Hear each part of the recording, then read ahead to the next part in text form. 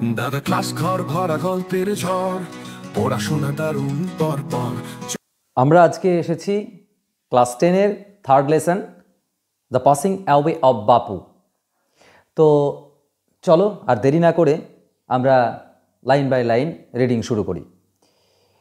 The passing away of বাপু, এখানে একটা phrasal ভার্বের কথা মাথায় রাখতে হবে। পাসিং অ্যাওয়ে, পাস অ্যাওয়ে মানে কিন্তু মারা যাওয়া, পাস অ্যাওয়ে মানে মারা যাওয়া।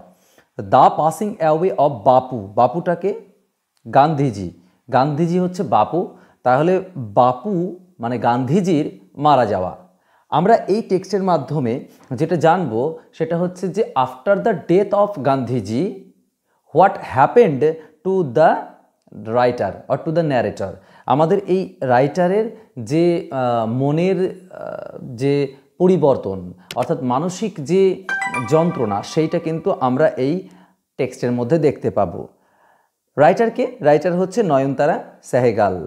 তিনি একজন ফিমেল রাইটার, ইন্ডিয়ান রাইটার, অবশ্যই ইংরেজি লিখতেন এবং তার লেখাগুলো, বিশেষ করে তার যে সমস্ত লেখাগুলো ছিল সেগুলো ইন্ডিয়ার যে ক্রাইসিস, পলিটিক্যাল ক্রাইসিস, সেই পলিটিক্যাল ক্রাইসিসের মধ্যে কিন্তু লেখা, এটা কিন্তু আমাদের মাথায় রাখতে হবে।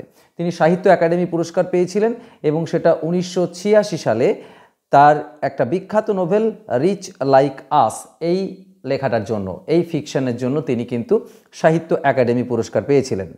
আমরা এই টেক্সটটা পড়ব, নয়নতারা সেহগালের যে এক্সপেরিয়েন্স, তার লাইফের যে মেমারি উইথ গান্ধীজি, সেটা কিন্তু ফুটে উঠেছে। চলো, minute 1, I was having tea, আমি চা খাচ্ছিলাম। এইখানে লাইনটা আমাদের একটু দেখতে হবে, যেহেতু আমরা গ্রামার অবশ্যই শিখি টেক্সট পড়তে পড়তে। আই ওয়াজ হ্যাভিং টি, আমরা জানি যে পাস্ট কন্টিনিউয়াসের রুলস হচ্ছে প্রথমে সাবজেক্ট বসবে, তারপরে অবশ্যই ওয়াজ অথবা ওয়ার বসবে, তারপরে আমাদের V4 মানে হচ্ছে V plus ING plus others, এইটা হচ্ছে কন্টিনিউয়াস টেন্স। V4 মানে ভি প্লাস আইএনজি। তাহলে দেখো সাবজেক্ট আই, তারপরে ওয়াজ, তারপরে V4। আমরা এই বাক্যগুলোকে একটু ডিফারেন্ট টাইপ অফ বাক্য বলে থাকি। যেমন বললাম আই হ্যাভ আ পেন, তাহলে এটাকে আমি কন্টিনিউয়াস কী করে করব? I am having a pen. তাহলে এই I am having a pen, এটা হলো প্রেজেন্ট কন্টিনিউয়াস টেন্স। আর এই প্রেজেন্ট কন্টিনিউয়াস টেন্সকে আমি যখন পাস্ট কন্টিনিউয়াস করছি তখন I was having a pen. এইবার আই ওয়াজ হ্যাভিং টি, তার মানে আমি চা পান করছিলাম। আশা করি তোমরা বুঝতে পেরেছো যে এই বাক্যটা পাস্ট কন্টিনিউয়াসে আমরা কি করে করলাম। আই ওয়াজ হ্যাভিং টি, ওকে, আমি চা পান করছিলাম। কোথায়? না অ্যাট হোম, বাড়িতে।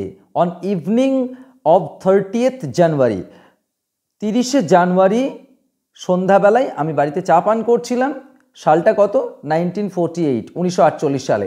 ওয়েন আই ওয়াজ কল্ড, তখন আমাকে ডাকা হলো টু বিড়লা হাউসে by an urgent telephone call, একটা আর্জেন্ট মানে খুব তৎপর টেলিফোন কলের মাধ্যমে আমাকে ডাকা হলো। একটা জিনিস খেয়াল করে দেখো, I was called, subject be verb আর V3 এইটা থাকা মানেই প্যাসিভ ভয়েস।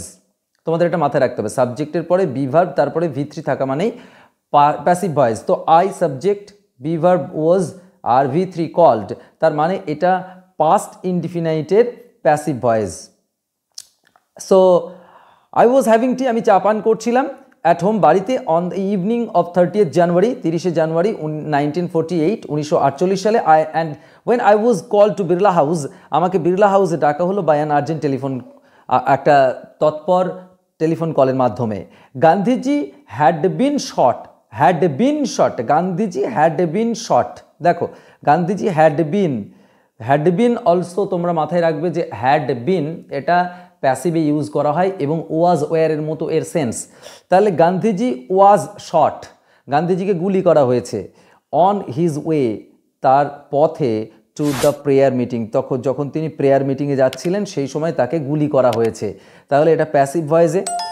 আই ওয়াজ নাম্ব, আমি অসাড় হয়ে গেছিলাম। উইথ শক পেয়ে আমি অসাড় হয়ে গেছিলাম। As I got into the car, যখন আমি সেই গাড়িটাতে উঠলাম, অর্থাৎ আমি বিড়লা হাউসে যাওয়ার জন্য গাড়িতে উঠছিলাম, তখন আমি সত্যি অবাক হয়ে গেছিলাম এবং আমার দেহ নিথর হয়ে গেছিল।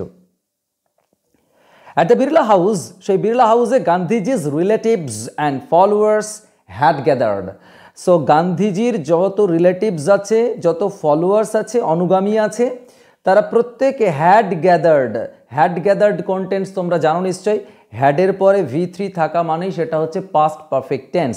তাহলে গান্ধীজি যে সমস্ত আত্মীয় স্বজন, তাদের যে ফলোয়ার অর্থাৎ অনুগামী, তারা সকলেই গ্যাদার করেছিল, একত্রিত হয়েছিল। সেটা কোথায়? বিড়লা হাউসে, রাউন্ড হিজ বডি, তার বডির যে মৃতদেহ, সেই মৃতদেহের চারপাশে।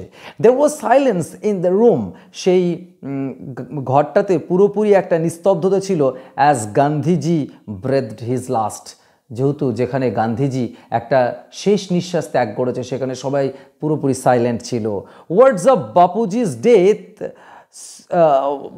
হ্যাড স্প্রেড থ্রু দিল্লি, বলছে ওয়ার্ডস অফ বাপুজিস ডেথ, মানে বাপুজির মৃত্যুর যে কথাগুলো বা খবরটা, এখানে ওয়ার্ডস হচ্ছে খবর, নিউজ, সেই বাপুজির মৃত্যুর যে নিউজটা হ্যাড স্প্রেড, ছড়িয়ে গিয়েছিল। তাহলে দেখো হ্যাড স্প্রেড, এখানে past perfect tense, had spread through Delhi, গোটা দিল্লিতে, লাইক আ ফ্লেম, সেই আগুনের শিখার মতো, ফ্যান্ড বাই উইন্ড, যেটাতে হাওয়া করা হয়েছে। অর্থাৎ হাওয়ার মাধ্যমে যেমন আগুনের শিখা ছড়িয়ে যায়, ঠিক তেমনভাবে এই খবরটা ছড়িয়ে গিয়েছিল পুরো দিল্লিতে। Sad groups of men and women had collected round Birla House. Sad groups of men and women, অর্থাৎ পুরুষ ও মহিলাদের যে দুঃখী হওয়া যে দল, সেই দল had collected, তারা সবাই একত্রিত হয়েছিল অ্যারাউন্ড বিড়লা হাউস, সেই বিড়লা হাউসে। আউট অফ এভরি উইন্ডো, প্রত্যেকটা জানলা দিয়ে, ওয়ান কুড সি, একজন দেখতে পেতে পারতো। দেখো ওয়ান কুড সি, এটা আমি বলেছি মোডাল ভার্ব কুডের ব্যবহার আমি তোমাদের বলেছি। কুড হচ্ছে ক্যানের পাস্ট টেন্স, যেখানে পারতো সেন্স হয়। এছাড়া নমনীয়ভাবে কোনো কিছু প্রশ্ন বা চাওয়ার ক্ষেত্রেও কিন্তু আমরা কুডকে ব্যবহার করে থাকি। যাই হোক, ওয়ান কুড সি, একজন দেখতে পেতে পারতো আ ব্রাউন ব্লার অফ ফেসেস, সব বিবর্ণ, ব্রাউন মানে অ্যাকচুয়ালি বাদামি বর্ণ, সব মুখগুলো যেন অস্পষ্ট, ব্লার ফেস, ওকে, অস্পষ্ট ফেসগুলোকে দেখতে পেতে পারতো জানলা দিয়ে। They did not make a sound, তারা কোনো সাউন্ড করছে না। There was an unnatural silence, কেমন? সেই নীরবতাটা হচ্ছে অপ্রাকৃতিক, আনন্যাচারাল সাইলেন্স, অপ্রাকৃতিক একটা নিস্তব্ধতা দেখা যাচ্ছে। And it was as if, এটা যেন মনে হচ্ছিল, অ্যাজ ইফ মানে যেন, হ্যাঁ, as if time stood still for those few minutes, সময় যেন কিছু মুহূর্তের জন্য থমকে গেছে। সো আমরা দেখতে পাচ্ছি যে গান্ধীজির মৃত্যুর ফলে যেখানে সবাই একত্রিত হয়েছে, প্রত্যেকে সাইলেন্ট রয়েছে এবং প্রত্যেকের ফেস রয়েছে blur. The people were too stunned to speak in the beginning. Just see the line. Here you have to learn a grammar. একটা কি না, we to stand to speak, এটা অবশ্যই মাথায় রাখবে। এটা ইংরেজিতে যে গ্রামারটা আসে সেটা অনেক সময় বলা হয় অমিট টু, অর্থাৎ এই টুটাকে অমিট করে দাও। আবার অনেক সময় বলা হয় এটাকে কমপ্লেক্স সেন্টেন্স তৈরি করো। তো আমরা এটা কী করি সাধারণত? দ্য পিপল ওয়্যার, এবার এই টু এর জায়গায় আমরা সো বসাই, তো the people were so stand, এইবার এই জায়গাটাই এই টু এর জায়গায়, তাহলে এই টু এর জায়গায় সো স্টান্ড, এই টু এর জায়গায় দ্যাট বসাই। এবার বাক্যটাকে নেগেটিভ করতে হবে, দ্যাট, এবার সাবজেক্ট কোনটা? দ্য পিপল, তাহলে দে বসাবো, দ্যাট দে কুড নট করলাম। কেন কুড নট করলাম? কারণ ওয়্যার আছে, যদি অ্যামিজার থাকতো তাহলে ক্যানট করতাম, তাহলে could not speak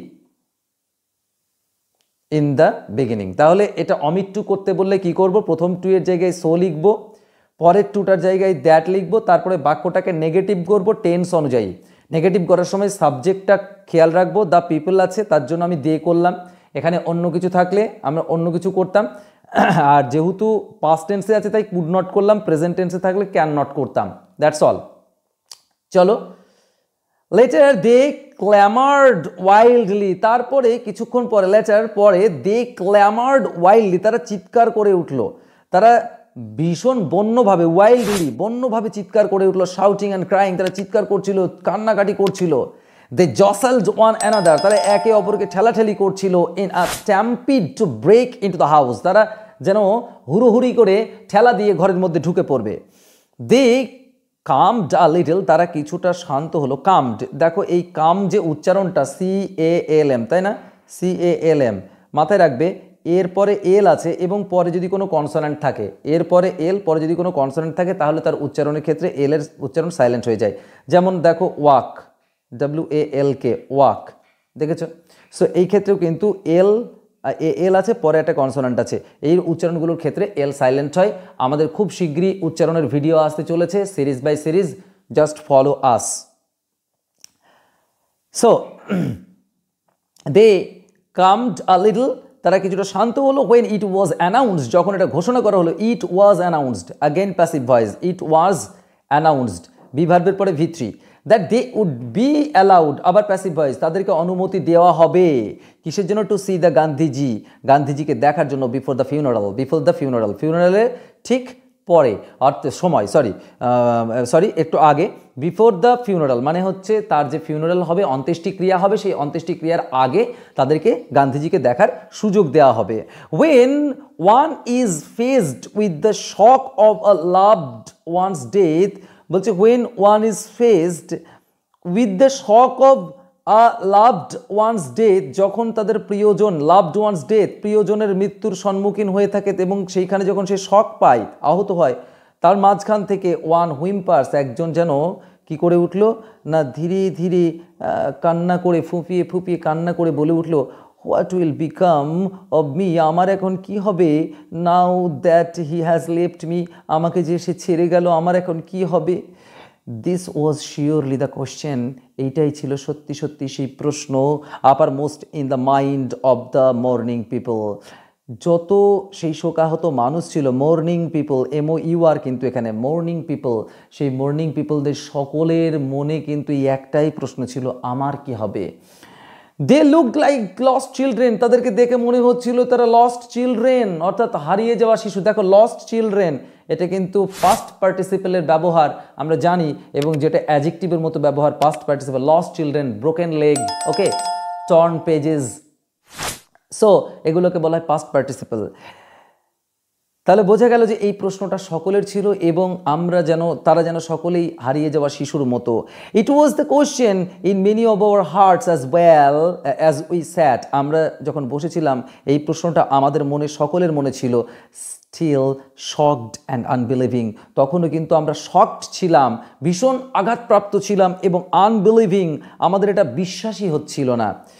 we listed to the broadcast, we listened, আমরা শুনলাম, আমরা শুনলাম, টু দ্য ব্রডকাস্ট, সেই ব্রডকাস্টে অর্থাৎ বেতারে, টেলিং দ্য পিপল, মানুষকে বলছিল, অব ইন্ডিয়া, ভারতের মানুষজনকে জানাচ্ছিল, that there Bapu was no more, তাদের বাপু আর নেই, এটা কিন্তু সেই ব্রডকাস্টের মাধ্যমে অর্থাৎ বেতারের মাধ্যমে কিন্তু বলে দিচ্ছিল। আশা করছি ইউনিট 2টা তোমরা বুঝতে পেরেছো, এটা ইউনিট 1টা বুঝতে পেরেছো। ইউনিট 2র জন্য আমরা অপেক্ষা করছি নেক্সট ভিডিওতে। ভালো লাগলে প্লিজ সাবস্ক্রাইব দাদার ক্লাস ঘরকে। দাদা ক্লাস ঘর ভরা গল্পের ঝড়, পড়াশোনা দারুণ পরপর, চোরা স্রোতে দাদা বলে হাসি খেলে, বইয়ের পাতা সব সময়